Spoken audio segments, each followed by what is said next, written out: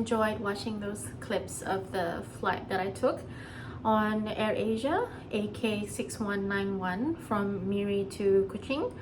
I chose AirAsia because they had the best availability on that route. Usually in the past I would have flown Malaysia Airlines, but it seems that they no longer do that route direct. Apparently they use a smaller plane and do the hops between the major towns and cities in Sarawak. So it would have taken me so long, exponentially more time than just taking AirAsia an hour from Miri to Kuching. I'm always a bit nervous to fly AirAsia. Yeah, but this time I thought, well, I don't have a lot of time and it's just the best option in terms of convenience. So I booked on the AirAsia app and the ticket cost me $145 return, Australian dollars. And I had a number of add-ons like baggage. I think I purchased 30 kg. I also pre-purchased meals and water. It was only an hour flight, but I was curious, so I made that purchase out of curiosity and not because I thought I would be so hungry that I needed a meal.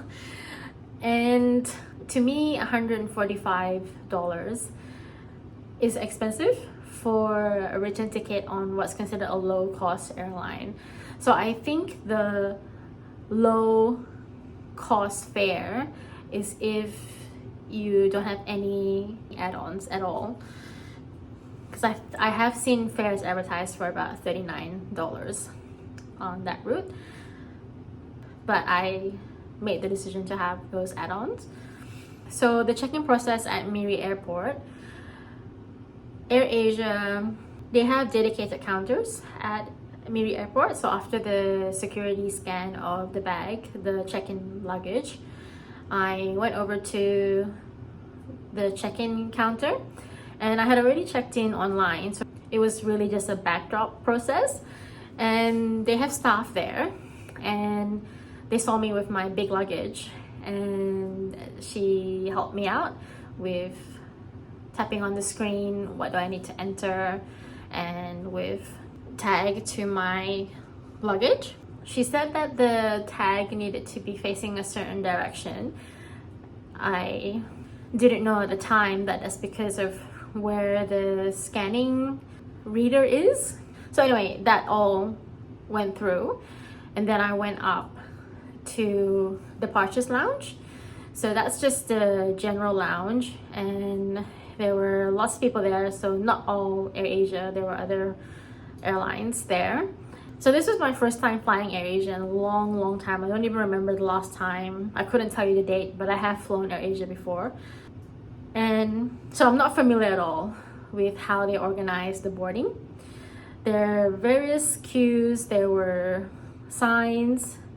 I think it was by letter, so what zone you were in, what row you were in, determine what zone you were in, and then what zone you were in determine the order in which you could board.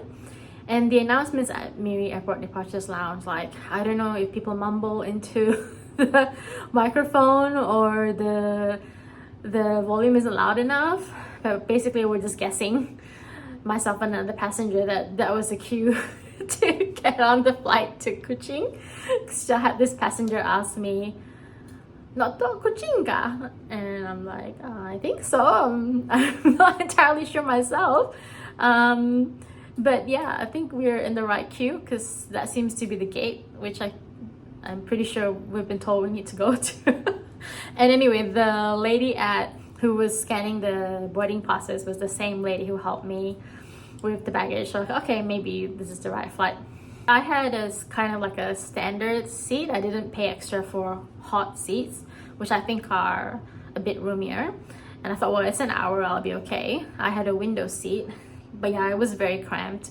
It's one of the most cramped seats I've ever been on.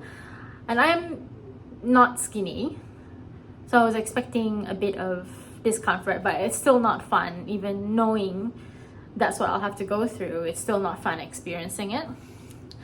And I had to ask my seat neighbor to help me to turn off the air conditioning because it was blowing right at me and it was like tickling my throat. So the flight took off roughly on time and no entertainment. If there is entertainment, I think it might have been maybe something you load on your phone maybe, but I wasn't paying too much attention to that. The meal service started pretty quickly and I was like, oh, how are they gonna fit this all in an hour given takeoff and landing time? They managed to do it. So I got I think I had nasi lemak in the Miri to Kuching leg, and they almost forgot my bottle of water. It was okay. I just wanted to try, and I don't think I was hungry, so it was enough that I had something to try just to see how the service went. I don't think I'll pre-purchase any meals for that length of time ever again if I ever fly AirAsia again. It was pretty smooth, but I found on AirAsia that my ears hurt more compared to when I was flying Qantas or Singapore or Malaysia Airlines. So I'm not sure if it's something that they do with the cabin pressure. Like upon the descent, it was so sharp. So whether it was to do with the cabin pressure or whether it was because I was having a bit of a tickle and therefore some congestion. But yeah, that is the sharpest pain that I've ever felt on a plane. I was really glad that it was a short flight. And arriving at Kuching, pretty smooth process. My luggage came out and that was that. I wish that there was more competition on that route. I know I have my beef with Malaysia Airlines, but I kind of do prefer, but my beef with Malaysia Airlines is on international flights. Domestically, I think they do fine, and I wish that they would do that route again. So I don't think they should be giving that route to AirAsia. And that's no beef against AirAsia, but that flight was full. So there clearly is demand for a Miri to Kuching flight at that time of day, because I was like, well, who's traveling at 11 a.m. on a Wednesday? But yeah, it was packed. And there's always concerns with AirAsia about cancellations and delays, but the feedback I got from my extended family is that it's not so much cancellations, it's delays towards the end of the day, which I did experience on my Kuching to Miri flight, the return part of this ticket, and I'll talk about that in that video. So I guess at the moment there is no other option, or there is a very long option that takes up a lot of time. So while there is no other option, I will have to fly AirAsia between Miri and Kuching. What are your thoughts? Have you flown AirAsia? What do you think? Do you buy just the basic low fare, or do you have add-ons? And once the costs of the add-ons have been added onto the ticket price, is it still considered low cost? Let me know in the comments. If you made it this far, please consider subscribing. Love to have you here. Thank you so much for watching, and I'll see you next time. Bye!